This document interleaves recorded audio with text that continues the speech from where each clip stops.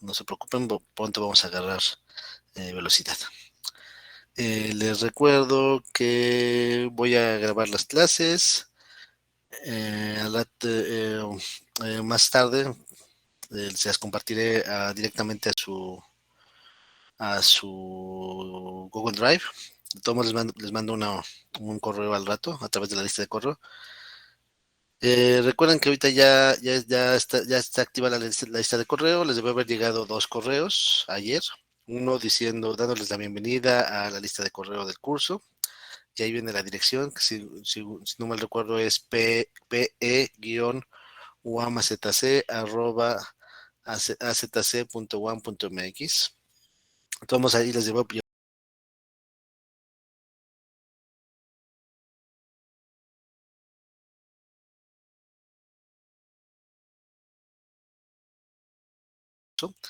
a mí y a mi ayudante. Entonces, esa es la que vamos a estar usando para difundir los mensajes del curso. Este link, el que usaron el día de hoy para ingresar a la clase de hoy, a menos que algo pase, este link va a ser el que vamos a estar usando durante todo el trimestre, de aquí en adelante. Ok, entonces este mismo lo pueden ya copiar y guardarlo. O de todos modos, en su calendar de Google, en cada sesión, se las voy programando. Entonces a ustedes les debería aparecer en su calendar y también en la página de Meet. Les debe aparecer programada la de cada día. Obviamente voy programándolo una a la vez. Entonces la del miércoles se las voy a programar el martes, y etcétera. Pero va a ser exactamente el mismo link para entrar. También les recuerdo que no se acepta, que para entrar a este link necesitan hacerlo desde su cuenta institucional. Si aquí me parece que quieren unirse a la sesión por una cuenta que no sea la institucional, yo los voy a rechazar. Igual va a pasarlo con aquellos que no pertenezcan al curso. Eh, la sesión pasada fue informativa, fue para comentarles de qué iba a ir el curso y en cómo nos íbamos a manejar. Y pues básicamente hoy empezamos. No sé si tengan alguna duda o comentario que les haya quedado ahí pendiente.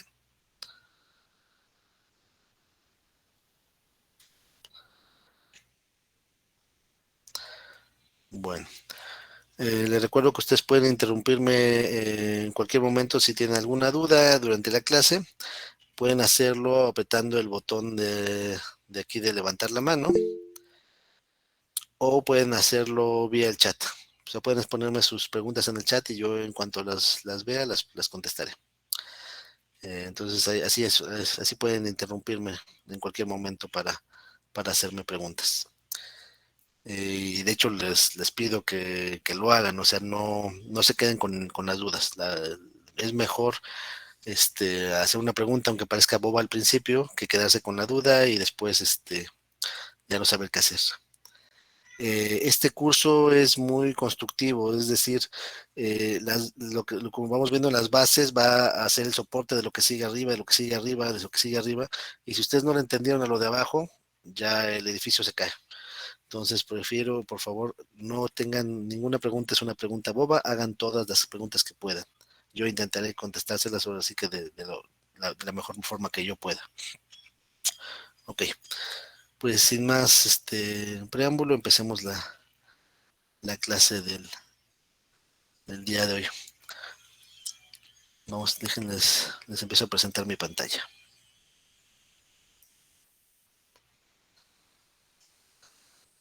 Por cierto, no sé si se los comenté la clase pasada, pero pues obviamente yo estoy impartiendo estos cursos desde mi casa, entonces obviamente mi casa no está diseñada para dar clases. Mi casa es una casa, Entonces, bueno, tengo hijos, de repente se pueden meter a la toma, de repente pueden estar, les pueden oír gritar, llorar, peleándose. El cuarto donde estoy dando clase está bastante cerca de la ventana que da a la calle. Entonces, si oyen algún tipo de ruido o que interrumpa la clase, pues de antemano una disculpa, pero pues así nos está tocando este asunto. No es intencional, pero pues simplemente por ahí dirían así nos tocó vivir. Nos tocó dar las clases de esta forma y pues intentar dar la mejor clase posible en esas condiciones. Entonces, de nuevo, una disculpa de antemano ante las interrupciones en la clase. Bueno, pues vamos a hablar acerca de la programación estructurada. Sale que hoy vamos a empezar así como que una introducción, vamos a empezar desde lo básico, y pues lo básico es, pues, ¿con qué vamos a estar trabajando, no? ¿Qué es una computadora? Que es básicamente nuestra herramienta de trabajo. Este curso es de programación estructurada, entonces vamos a hacer programación. Pero ¿qué es programación? Pues es básicamente va a ser darle órdenes a una computadora. Digo, obviamente eso vamos a dar unos, al ratito voy a dar una definición mucho más completa, pero pues programación va a ser eso, darle órdenes a la computadora. Y bueno, y entonces nuestra herramienta de trabajo es justamente la computadora. ¿Y qué es una computadora? Pues una computadora es un dispositivo electrónico programable que procesa información para obtener una salida. Eh, Todas las aplicaciones que ustedes echan a andar en su computadora, en algún momento las programó alguien. Quiero que se imaginen a la computadora como una máquina tonta, que si no le dices qué hacer, no hace nada. Entonces, todo lo que hace su computadora es porque alguien le dijo qué hacer. O sea, el Internet funciona, bueno, su navegador web funciona porque alguien lo programó y le dijo qué hacer a la computadora cuando lo abrieran. Su Word, su Excel funcionan porque alguien, puede ser muchas personas, les dijo a la computadora qué hacer cuando ejecutaran esos programas. Entonces, todos los programas, todo lo que hace la computadora, lo hace porque alguien se lo dijo. Ajá. En este caso, cuando hablamos de dispositivos inteligentes, pues en realidad los inteligentes fueron los que lo programaron, no tanto el dispositivo. Entonces, a ver, vamos a partir, a desmenuzar esta definición de computadora. A ver, por ahí vemos la palabra, pues digamos, vamos a ver las palabras más importantes, ¿no? Electrónico, programable, información y pues por ahí también un poquito de salida. A ver, vamos a empezar primero con el primer término. ¿Qué es un dispositivo electrónico? ¿Alguien puede decirme qué es un dispositivo electrónico?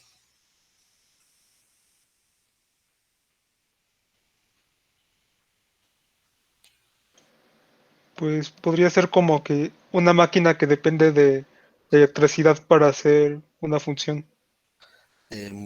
Más o menos, pero por ejemplo, aquí de hecho en la UAM tenemos dos carreras, una que se llama ingeniería eléctrica y una ingeniería electrónica. Eh, ¿Será que que ven las mismas cosas? ¿Qué diferencia hay entre un dispositivo, por ejemplo, eléctrico y un dispositivo electrónico? Podría ser la parte digital. Un poquito, puedes abundar un poquito a qué se refiere uno con la parte digital. Que uno recibe. Como en los circuitos, ¿no? Más o menos, pero aún así todavía no me dicen como que lo importante. Sería como una herramienta a la que se le mete, bueno, cierta información y nos genera una salida. Puede ser, sí, un poquito, ya vamos por ahí. Por ejemplo, un dispositivo eléctrico, por ejemplo, puede ser la plancha, ¿no? Y entonces también la computadora es un dispositivo eléctrico, sí, utiliza electricidad. También en ese sentido los dos son dispositivos eléctricos. Pero hay cosas que una plancha no puede hacer. Las planchas no son dispositivos electrónicos, y las computadoras sí. Entonces, ¿qué es la diferencia? ¿Qué es lo que está pasando? Si ambas funcionan con electricidad, pues, ¿cuál va a ser lo que lo diferencia? La diferencia entre un dispositivo eléctrico y un electrónico, o básicamente más bien, lo que distingue a los dispositivos electrónicos de entre los demás dispositivos eléctricos, es este manejo de información. Puede manejar información. Esta información obviamente lo maneja de una forma especial, ¿no? La información que maneja la computadora de forma electrónica, ahorita también mencionábamos la palabra por ahí digital, es por medio de números y más particularmente esta información la maneja por medio de lenguaje binario, de ceros y unos. Ajá. Entonces, la diferencia entre un dispositivo eléctrico común y uno electrónico es que el electrónico puede manejar información y esa información se guarda en ese dispositivo electrónico en forma binaria, en forma de ceros y unos. Ajá. ¿Cómo se hace eso? Pues ya las personas que estudian ingeniería electrónica ya no los dirán, pero básicamente así a grandes rasgos, todo esto de la información y los ceros y unos se maneja en términos de existencia y ausencia de potencial. Es decir, cuando se detecta que hay voltaje, estaríamos pensando que es esta una información un 1 y cuando no hay, pues diríamos un 0. Y entonces, usando muchas ausencias y presencias de voltaje, pudiéndolas guardar de cierta forma en memorias, en transistores, eh, en compuertas lógicas, con esas existencias y ausencias de potencial, uno puede decir, almacenar y procesar información. Entonces, toda la información en realidad está dada en una computadora, está dada por ceros y unos. Por cierto, yo a los ceros les pongo suelo ponerles una rayita en medio, una diagonal en medio para distinguirlos de las O's. Ajá, porque a veces me quedan muy parecidas y más cuando estoy escribiendo aquí en la pantalla, me quedan muy parecidas la O y el cero, entonces para distinguirlos les pongo una rayita en medio a los ceros. Ajá. Entonces, toda esta información se maneja por medio de ceros y unos. Cero no hay potencial, uno sí hay potencial. Por ahí ustedes ya deben de saber que pues básicamente por ahí existen los números binarios. Los números binarios o el sistema binario y que es una forma de numerar con ceros y unos. A diferencia de la forma común que estamos acostumbrados, que es el formato decimal. En el decimal, pues tenemos 10 símbolos diferentes, desde 0 hasta el 9, para manejar información. Pero en el binario nosotros solo tenemos el 0 y el 1. Pero toda la información que podemos nosotros tener de forma decimal, o sea, todos los números que ustedes pueden escribir, por ejemplo, 3948, en base 10, en decimal, ustedes lo pueden escribir en binario. Obviamente va a ser una serie de unos, ceros, uno, no sé cuándo. Va a ser muchos números, pero solo utilizando ceros y unos.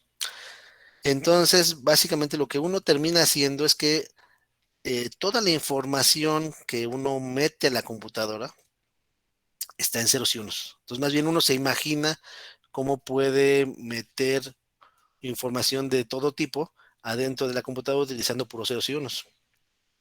Entonces, por ejemplo, cuando ustedes toman una foto y la meten a su computadora, esa foto, toda esa información visual de colores, de texturas, esa información visual, la computadora la transforma a ceros y unos. Ahorita no nos vamos a meter en cómo la transforma, ¿no? Cómo está representada, pero toda esa información visual de una foto en la computadora de ceros y unos. Que ustedes se bajaron el último disco de su reggaetonero favorito, todas sus canciones en MP3 o toda su música, toda esa información que es audio, cuando la meten en la computadora, se transforma en ceros y unos. Cuando ustedes le escriben una carta a su novia o a su novio en el Word, todas esas letras que ustedes escriben se transforman en ceros y unos.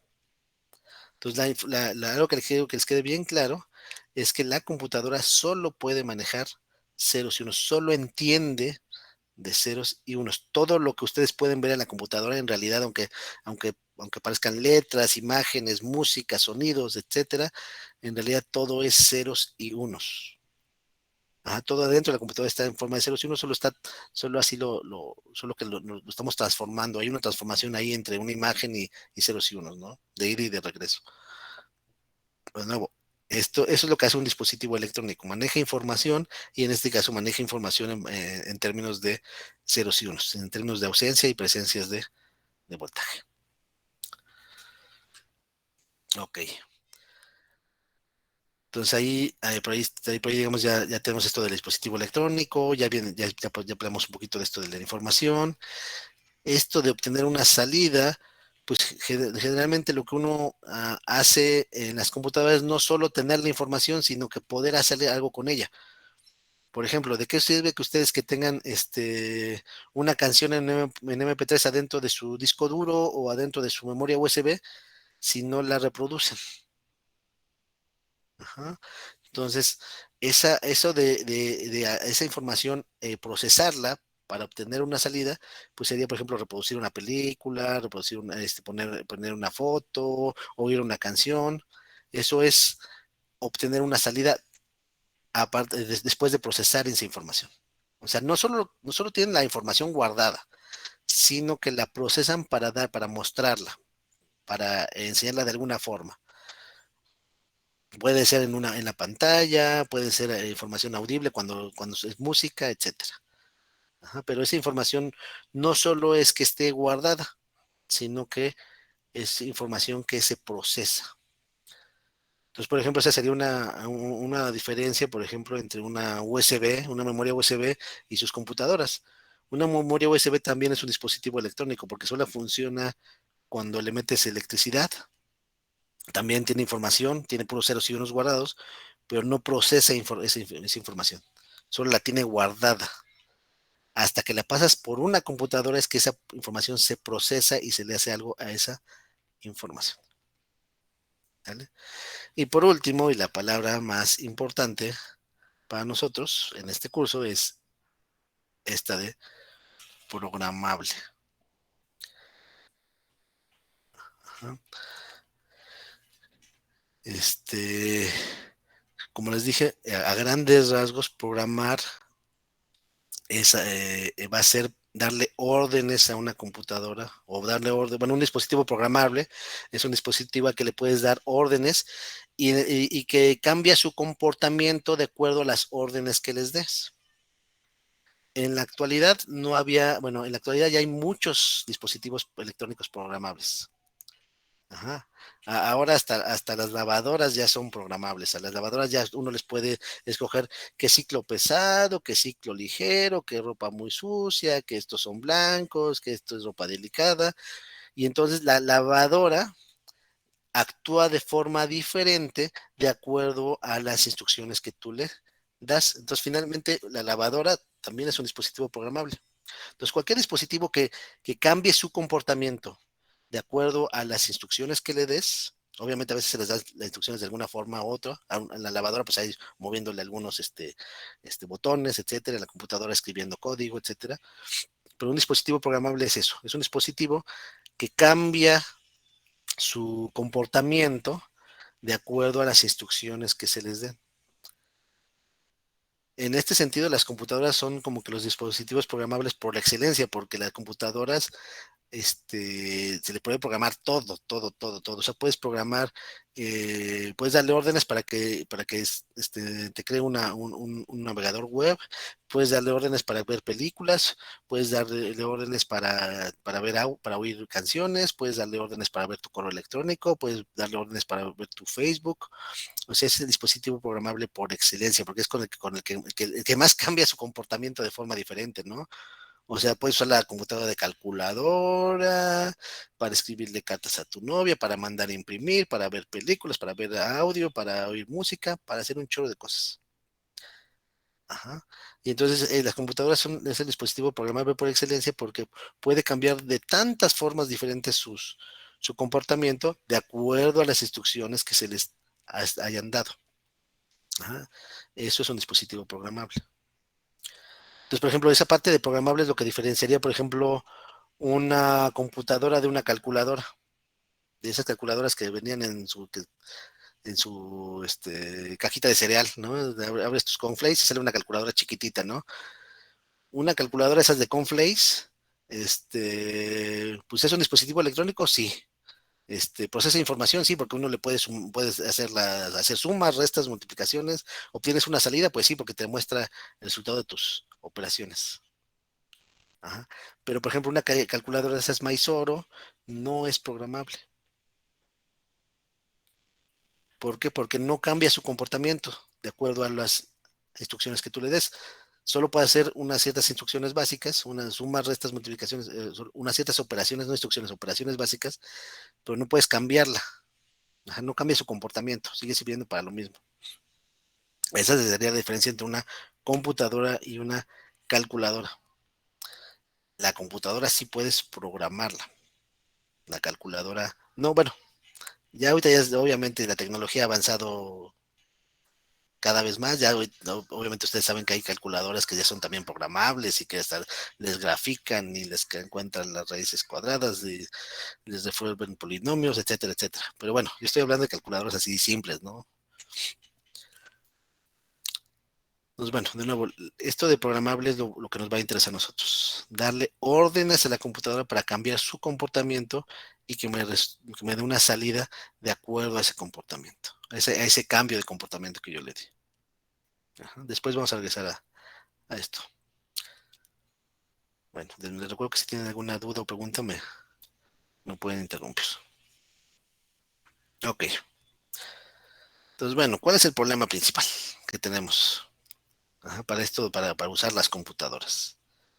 Pues el problema principal, o para programar, por así decirlo. El problema principal es que la computadora habla en términos de ceros y unos. Y nosotros los humanos no hablamos con ceros y unos. Si yo le grito a mi computadora, suma 3 y 8, pues la computadora no hace ni más. No hace nada, no me entiende. Si yo le grito a la computadora, suma 3 y 8, suma 3 y 8, no hace nada. ¿Por qué? Porque la computadora no sabe del idioma español, no, o sea, solo sabe de ceros y unos. Entonces, el gran problema que hay en el cómputo es cómo fregados le voy a dar órdenes a la computadora si la computadora solo sabe hablar de ceros, con ceros y unos. Por así decirlo, yo hablo en un lenguaje y la computadora habla en otro lenguaje. ¿Y cómo le voy a dar órdenes si no me entiende? Pues bueno, hay dos opciones para resolver este problema. La primera opción, que es la que suena la más eh, factible, por así decirlo, pero también es la más infactible a la vez, es, pues, ¿por qué no le enseño a la computadora a que aprenda mi lenguaje, el lenguaje natural? O sea, el habla natural, que me entienda cuando yo le digo, computadora, suma 3 más 5 y eso réstale 8 con puras palabras. Esa es una opción, que enseñarle a la computadora nuestro lenguaje y que yo cuando lo aprenda ya nos va a entender y ya podemos darle órdenes. Y la segunda opción es, pues si no es la computadora la que va a aprender, pues que seamos nosotros, como seres humanos, los que aprendamos el lenguaje de la computadora. que aprendamos a hablarle en ceros y unos a la computadora. Lo que puedo decir es que estas dos opciones se han dado. O sea, son opciones que sí se han explorado, las dos. Tanto ha avanzado el reconocimiento del habla en las computadoras, tanto en algún momento sí ha habido gente que ha tenido que, o sea, al principio cuando recién se inventaron las computadoras, un programador tenía que saber hablarle en ceros y unos a la computadora. A eso se le llamaba aprender el lenguaje de máquina o aprender el lenguaje de bajo nivel. O sea, literalmente había un experto que aprendía cómo decirle a la computadora que haga una suma, cómo decirle que hacer una resta, etcétera, aprendiendo así con ceros y unos o con un lenguaje así muy, muy, muy básico. Ajá, eso cuando uno básicamente le habla a la computadora casi en su propio idioma, que eso es con ceros y unos, se dice que uno está programando en bajo nivel o está programando el lenguaje de máquina. Estas dos opciones pues tienen sus cosas buenas y sus cosas malas, ¿no? La cosa mala, por ejemplo, de la primera opción de que la sea la computadora la que aprenda nuestro lenguaje, es que la computadora, pues es, como les había dicho, es un dispositivo tonto. Si no le dices qué hacer, a la computadora no sabe qué hacer. Entonces, sí ha avanzado el reconocimiento del lenguaje natural eh, pasos agigantados eh, en la actualidad, pero todavía hay broncas. O sea, sí, ustedes ya conocen a Siri, Alexa, Bixby, que son asistentes a los que tú les puedes hablar a tu celular y decirle, oye, Siri, prográmame una comida mañana a las 4 p.m. Oye, Alexa, pues quiero oír una canción en mi reproductor de música. Oye, Bixby, ya me perdí, dime cómo le hago para llegar a los tacos el rey. Eso ha avanzado mucho. Pero el lenguaje, esto de hablarle a la computadora con lenguaje natural, aunque ha avanzado mucho, todavía tiene su bronca, de que todo depende de grandes computadoras. Cuando tú le dices a Siri, le haces una pregunta, oye, cuéntame un chiste, o dime qué horas son, o prográmame una junta. En realidad lo que hace Siri es, lo que hace es, la computadora es que graba tu audio, se lo manda a computadoras gigantes a servidores gigantes de información a Apple, y ahí en esos servidores agarran tu audio y dicen, lo procesan y dicen, yo creo que lo que quiso pedir es esta información. Y entonces le mandan de regreso a tu celular esta, este, esta respuesta. Por eso estos asistentes a los que uno le habla con palabras no funcionan si no tienes internet. ¿Por qué? Porque en realidad tú lo que haces es mandarle lo que dijiste a Google, a Samsung o a Apple, y ellos en sus servidores procesan tu audio y te mandan de regreso una salida. Entonces, en realidad en tu celular o en tu computadora no se está haciendo ni madres, nada más está grabando audio. Todo se está haciendo en una computadora gigante y aún así, si ustedes saben que a veces ni le entienden, ¿no? Quiero cocina mexicana y no te entienden, ¿no? O luego hay posibilidad de lo que llamamos las ambigüedades. Si uno le dice a la computadora, oye, quiero ver bocetos de Leonardo y Rafael, es muy posible que te traiga también fotos por ahí de tortugas ninja. Ajá, y a lo mejor yo quería ver unos pinturas, bocetos de Leonardo, el gran pintor, de Rafael, y no, al final me trajeron fotos de todas las tortugas ninja. O a lo mejor a mí me gusta mucho la naturaleza, y le digo a la computadora, computadora, por favor, muéstrame fotos de crepúsculo. Ajá, de este momento que es cuando el sol se está ocultando en el horizonte y me saca hay imágenes de vampiros que brillan, ¿no? Entonces, sí, existe esta posibilidad de reconocimiento, o sea, que uno le hable a la computadora en su idioma, en el idioma natural y que la computadora lo entienda, entre comillas, ¿no? Pero no, la verdad es que esto está muy, todavía está en pañales. Se ha avanzado, sí se ha avanzado, pero todavía estamos muy lejos de que en realidad uno le dé órdenes más concretas a la computadora.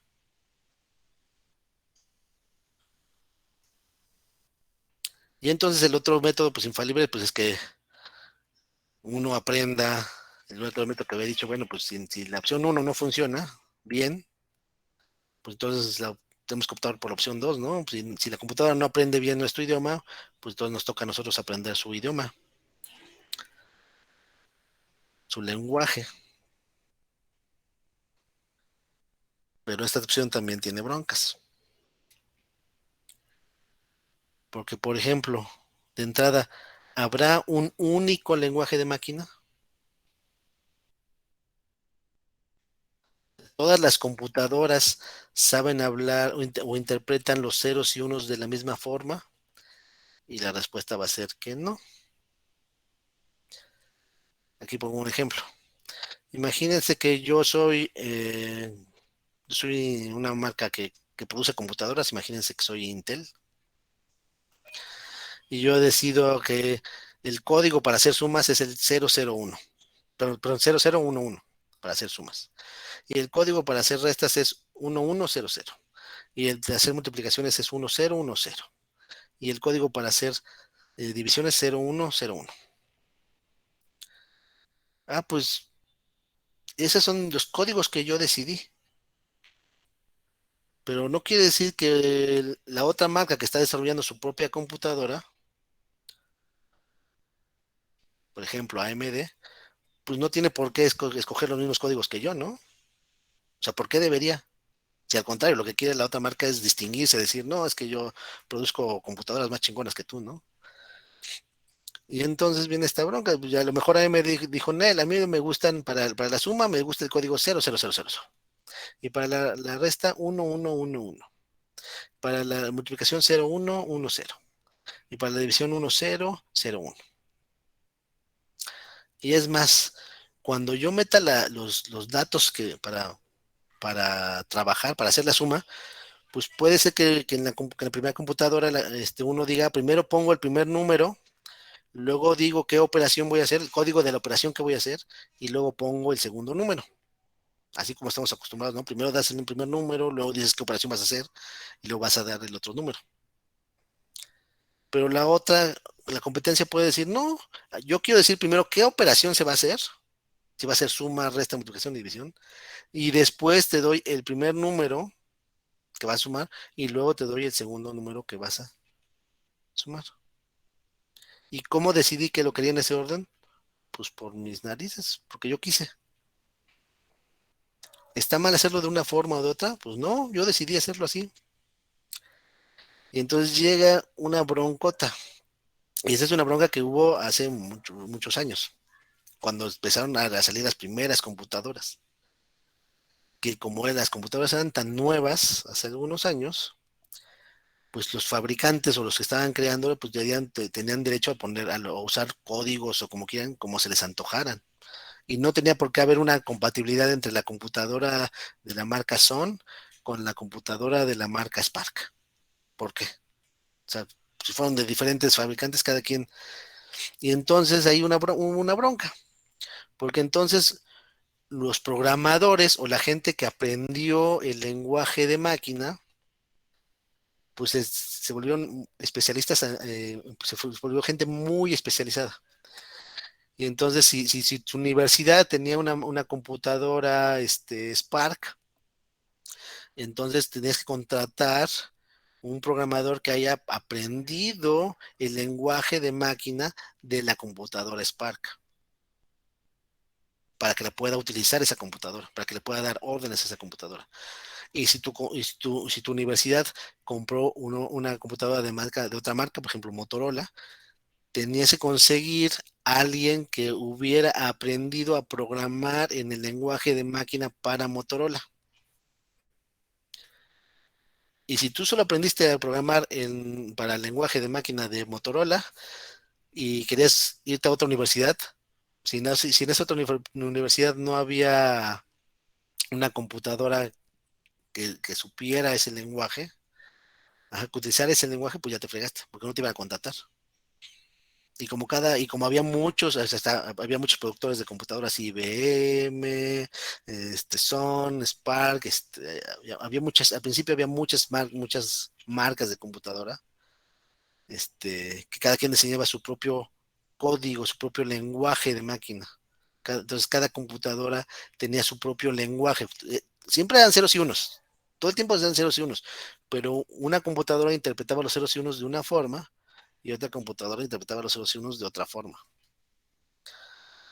Y si tú estudiaste el lenguaje de programación de una marca en particular,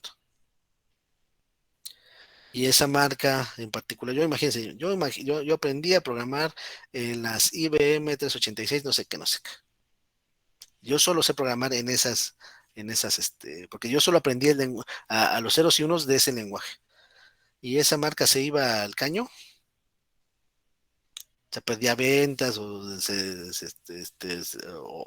simplemente quebraba, pues todo ese conocimiento que yo como programador aprendí para usar esas computadoras ya se fregó,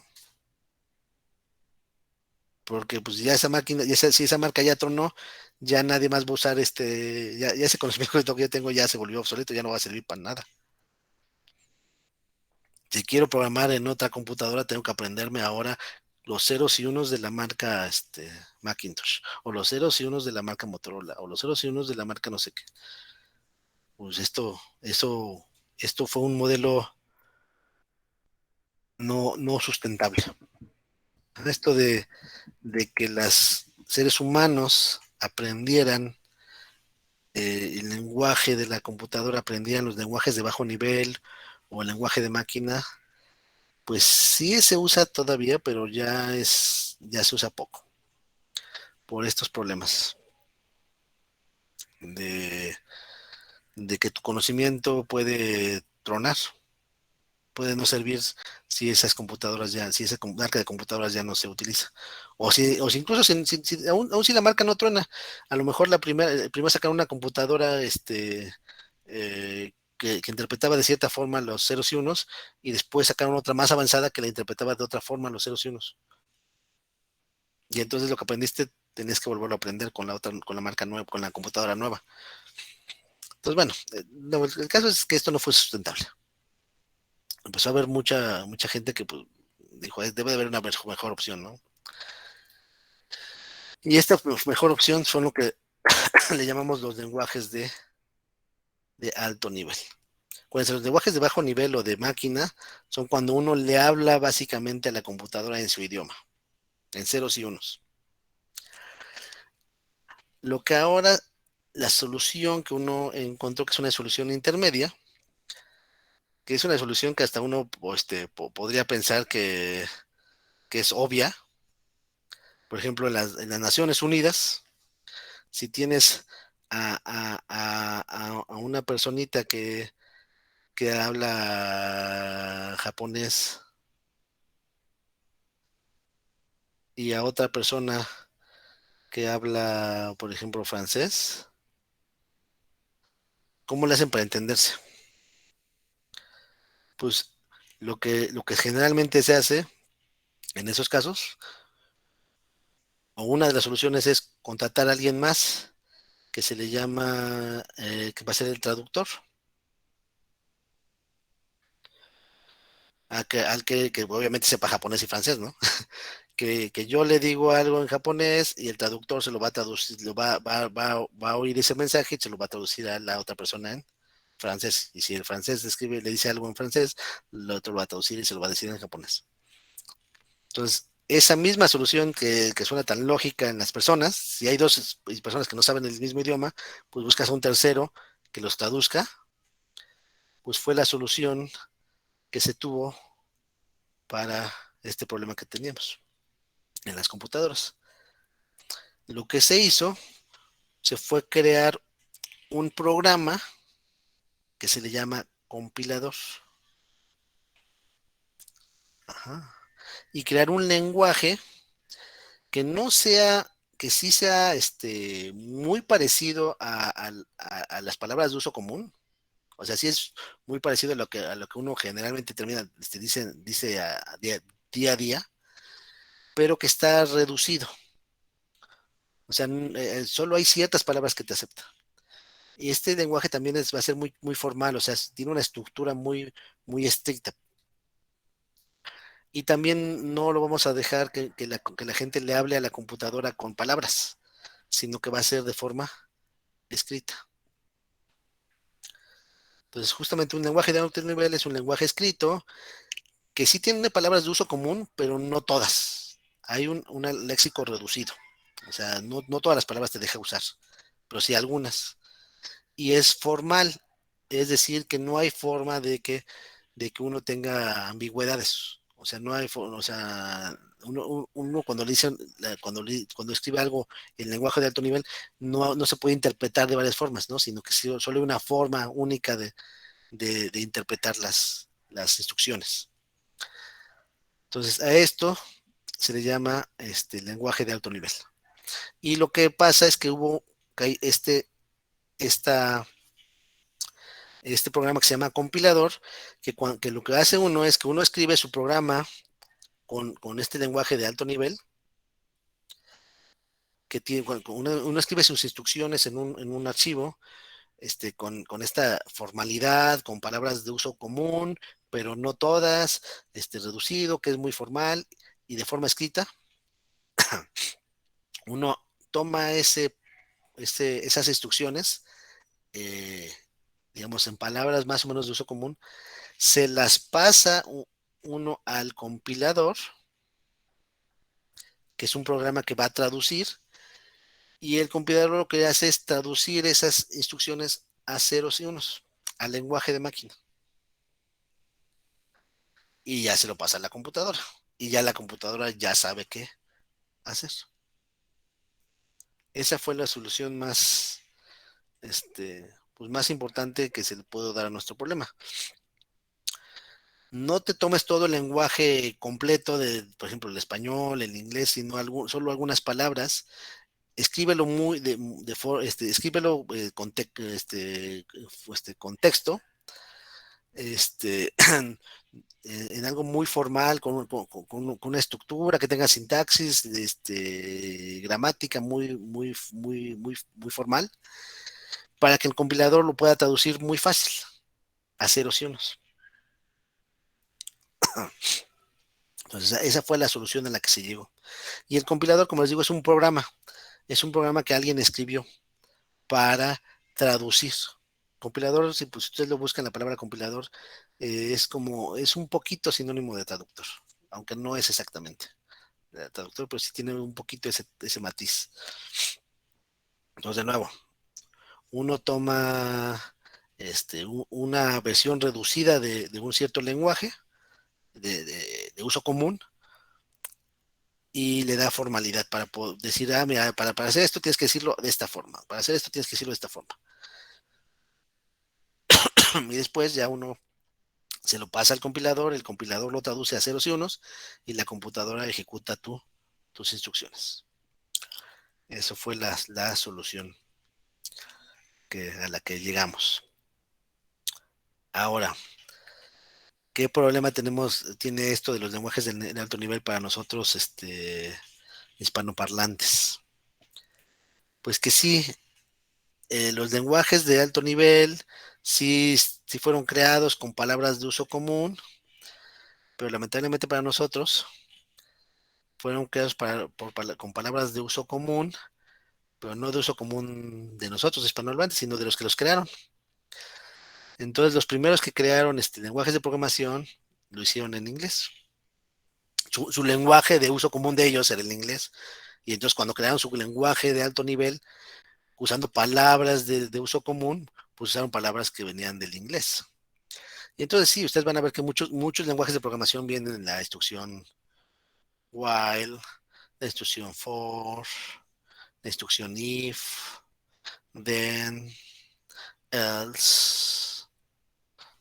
O sea, sí vienen muchas palabras del inglés, muchas struct, etcétera, etcétera, etcétera. Sí, son palabras de uso común, pero lamentablemente para nosotros no son palabras de uso común del español. La mayoría de los lenguajes de alto nivel de uso común están en inglés, usan palabras del inglés. Eso no nos gusta a nosotros tanto, pero pues ni modo, así pasó. Digo, sí hay lenguajes de programación en francés, también habrá alguno que otro lenguaje de programación en español, pero o nadie los usa o, o son muy chafas. La mayoría, me atrevo a decir que el 100% de los lenguajes de programación más populares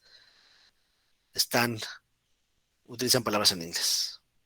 Y cuando digo los más populares, estoy refiriéndome a Java, a Python, a C, a C++, a C Sharp, a JavaScript, a PHP, o sea, todos, o sea, básicamente a Haskell, ML, Lisp. O sea, nos fregamos los lenguajes de programación, básicamente el 100% de los que son usados de forma común están en inglés.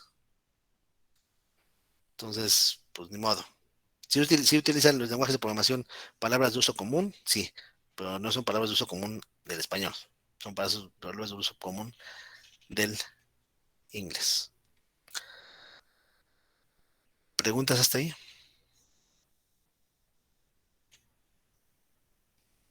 No, profe. No, ninguna. Bueno, esta diapositiva lleva adelante, pues, pero era esto, ¿no? Sí hay, en los lenguajes de alto nivel hay palabras de uso común, sí, pero del inglés. While, for, if, then, else. Y eso sí, en el momento en que se crearon los primeros lenguajes de alto nivel, pues hubo el boom. Básicamente cada quien quería crear su propio lenguaje de programación.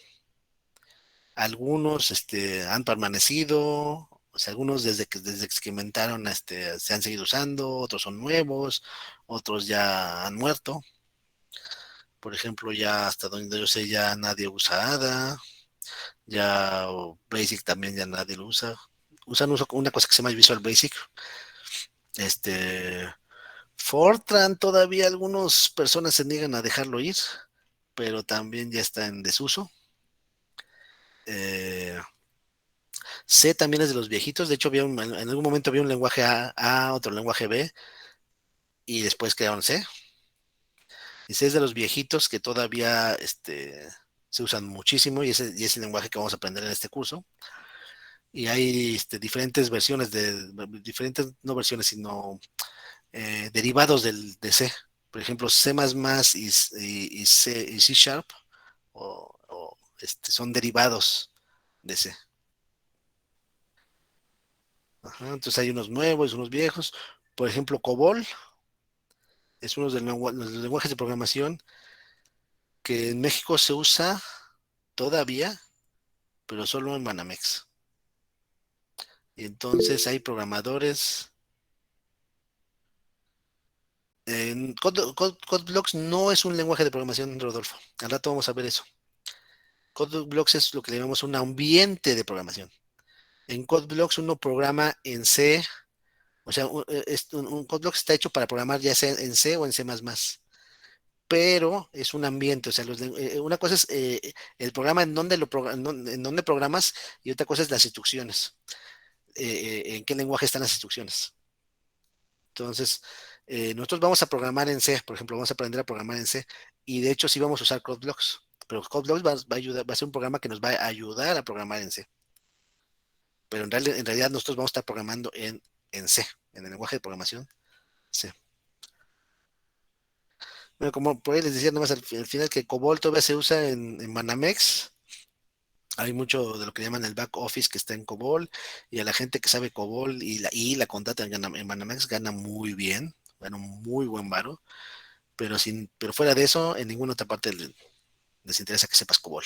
En ninguna parte del mundo extra, salvo en Banamex. O sea, si sabes COBOL y no conseguiste chamba en Banamex, pues ya te chingaste. Pero bueno, entonces hay muchos lenguajes de alto nivel. Nosotros nos vamos a interesar en el lenguaje de programación C. ¿Sale? Que es el que vamos a aprender en este curso.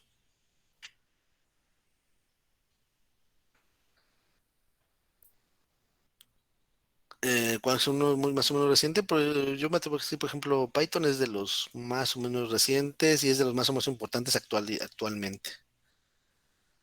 Hay mucha gente haciendo cosas interesantes en Python.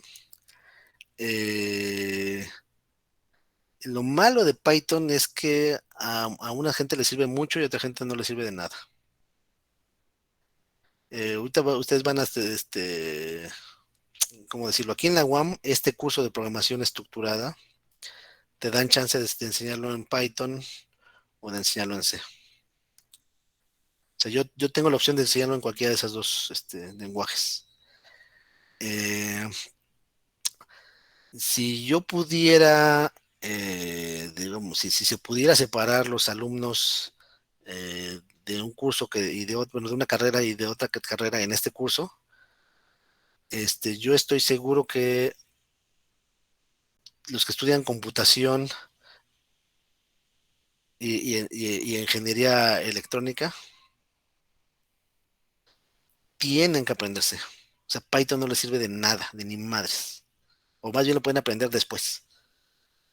Pero si no aprenden C, ahí sí están en problemas.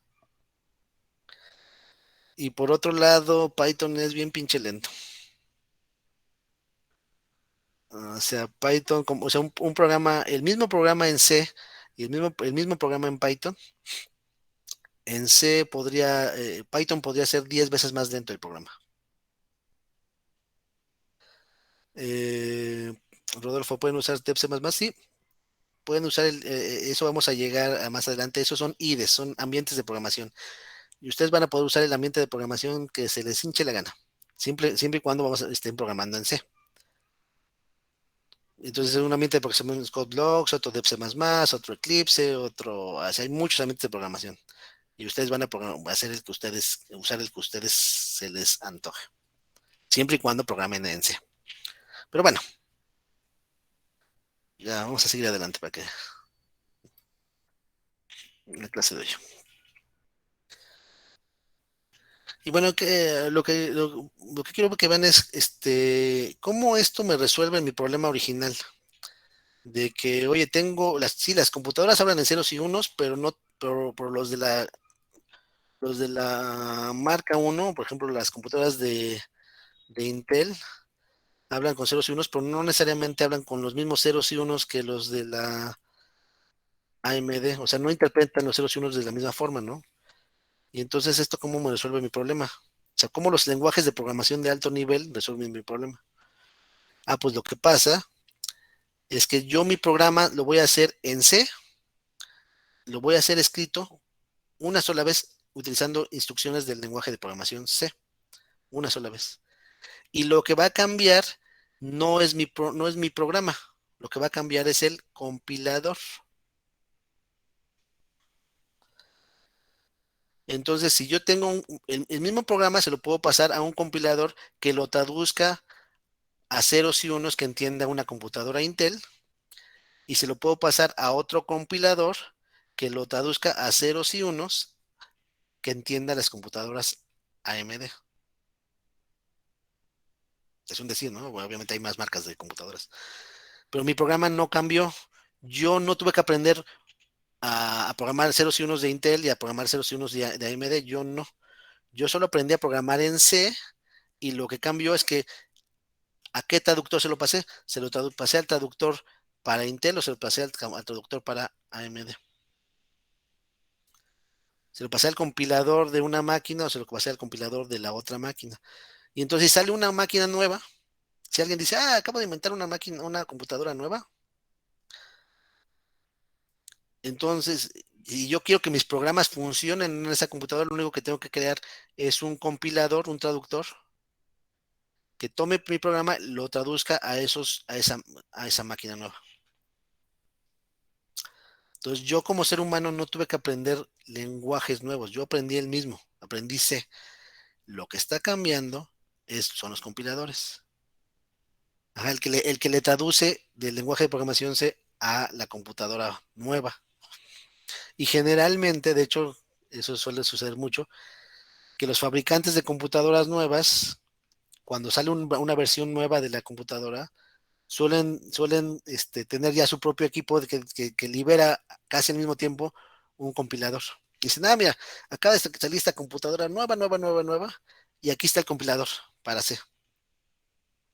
Y entonces ya mi programa se lo paso a ese nuevo compilador que lo va a traducir al lenguaje de la computadora nueva.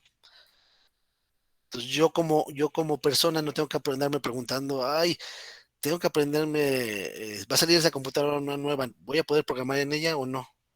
Pues sí, porque va a haber un compilador para el lenguaje de programación que yo sé. Eso fue lo que cambió todo. Ahora, yo siempre escribo en el mismo lenguaje de alto nivel y lo que cambia es el compilador, el traductor.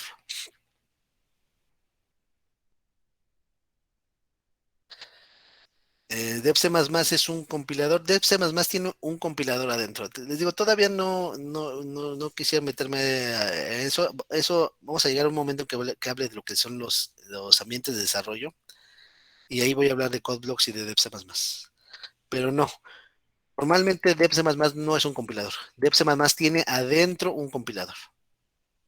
De hecho, el compilador que utiliza DevC++, si no mal recuerdo, se llama MinGW, el de Windows. Y el de Linux, el DevC++ de Linux, utiliza GCC. Son dos compiladores diferentes. En el mismo programa, dependiendo si es para Windows o para Linux. Que de hecho MinGW es una versión de GCC para Windows. Pero bueno, no quiero meter en eso. El caso es que no es un compilador. DevC++ no es un compilador. Tiene adentro, es un programa que tiene adentro un compilador. ¿Sale? Vamos a llegar a eso más adelante. Ok. Ya vamos a terminar el día de hoy con estas definiciones. Ya lo siguiente lo vemos la clase que viene. Pues a ver, definiciones. Primero, ¿qué es programar? ¿Qué es la programación?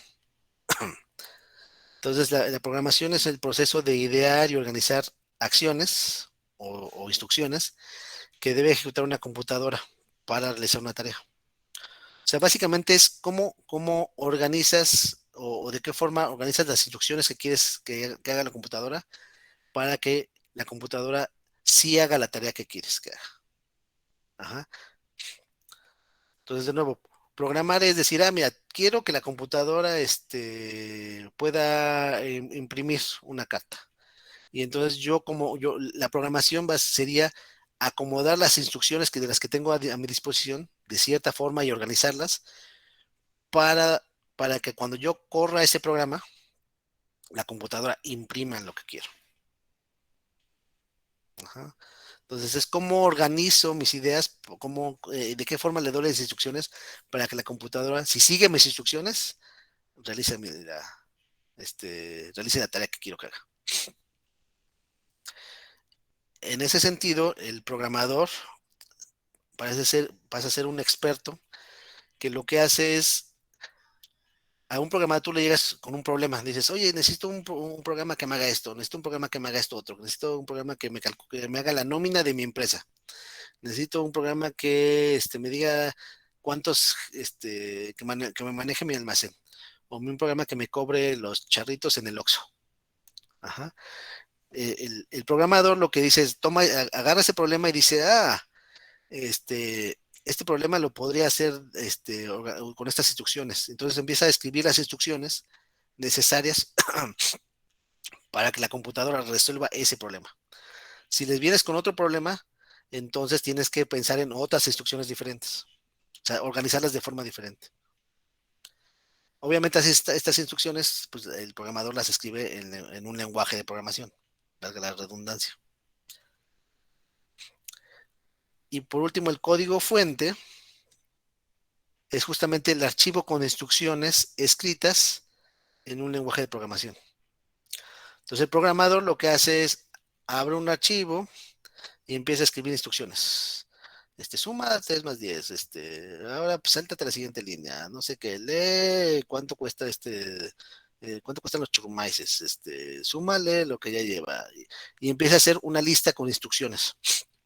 Entonces, a ese archivo que tiene las instrucciones escritas en un lenguaje de programación particular, en C, en C++, en Java, se le llama el código fuente. Entonces el programador lo que hace es escribir el código fuente de un programa para resolver un problema en particular.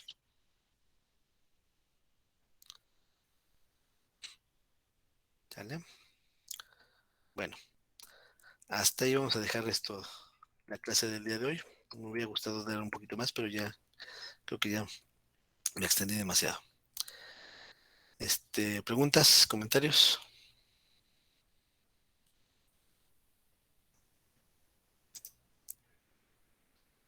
No, profe, todo bien. Sin dudas, sí. Pues bueno, como les digo, apenas estamos empezando, y te fue muy, muy de palitos y bolitas. Sé que algunos de ustedes se van a aburrir, otros no. Pero entonces, pues hasta ahí dejamos la clase del día de hoy. Nos vemos el viernes, igual a las 4:15 empezamos y terminamos igual 5:15 más o menos. Digo, obviamente a veces me voy a tomar un poquito más. Dejen de traigo la grabación. Y en la noche les mando un correo para que sepan dónde pueden ver las grabaciones de las clases. Bueno, si no hay nada más, nos vemos el viernes.